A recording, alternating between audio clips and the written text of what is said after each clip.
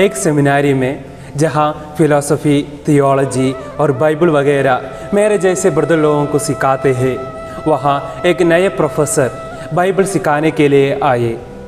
उनको एक विशेषता है कि वह अपने हर बात में बाइबल से उदाहरण देते थे। एक बार जब फादर ब्रदर लोगों के साथ फुटबॉल खेल रहे थे, तब वहाँ एक गधा आया और मैदान में बीचों बीच आकर खड़ा हो गया। सब ब्रदरगण मिलकर बहुत मुश्किल से उसे मैदान के बाहर निकाला। उसके बाद उन्होंने अपने प्रोफेसर फादर से पूछा कि फादर, आपको इसके बारे में क्या कहना है? फादर ने उत्तर दिया, यूहन्ना 1:11। ये सुनकर एक ब्रदर तुरंत दौड़कर एक बाइबल ले आया और तदा फादर द्वारा बताया वह भाग बढ़ा। वह इस प्रकार है। हमारे बीच में वह आया और उसके अपने लोगों ने उसे नहीं अपनाया। क्रिस्त में मेरे प्यारे भाइयों, बहनों और बच्चों, आप सबों को जय यीशु। आज के सुसमाचार में हम देखते हैं कि यीशु के अपने पैतृक गांव में उनके अपने लोग उन्हें अस्वीकार करते हैं। यीशु से परिचित होने के बावजूद भी लोग उनका तिरस्कार करते हैं।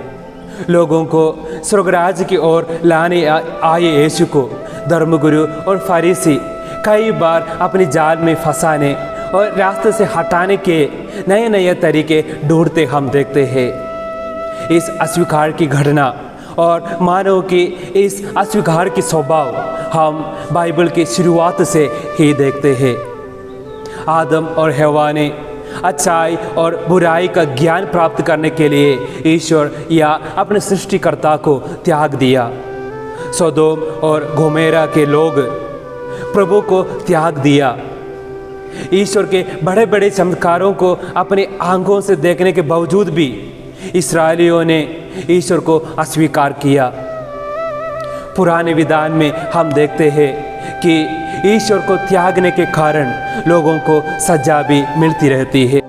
यीशु भी तिरस्कृत किए लोगों के सामने और लोगों के लिए कुछ चमत्कार करने का प्रयास नहीं करते हैं। हमारे जीवन में जब हम छोटे छोटे कार्यों के लिए यीशु को तिरस्कृत करते हैं, उनकी साक्षी देने में इनकार करते हैं, तब हम यीशु का छत्र छाया से बाहर जाते हैं।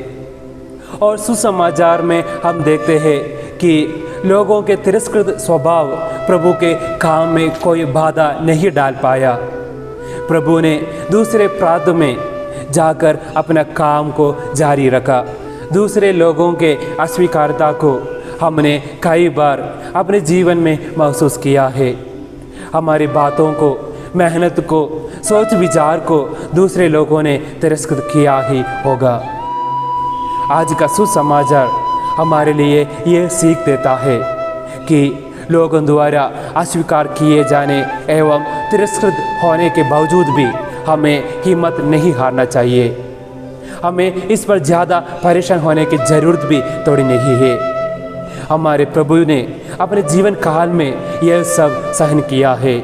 दूसरे पाठ में हमने सुना कि संत पौलुस अपने जीवन में एक कांटा चुभ जाने के अनुभव की बात करते हैं। इस कांटे का तात्पर्य किसी बीमारी या किसी प्रलोभन से और उनके पुराने जीवन में किए अपराध और लोगों का परिहास भी हो सकता है। लेकिन जब पौलुस उनके उस कांटे को ईश्वर को समर्पित किया, तब वह शक्तिशाली बन गया। और हमने पहले पाठ में देखा कि इस्राएल का लोग ईश्वर का त्याग करने के बावजूद भी ईश्वर उन्हें वापस लाने के लिए और समझाने के लिए एक नबी को भेजते हैं। ईश्वर को त्याग करने के बावजूद भी ईश्वर अपनी सृष्टि को प्यार करते हैं।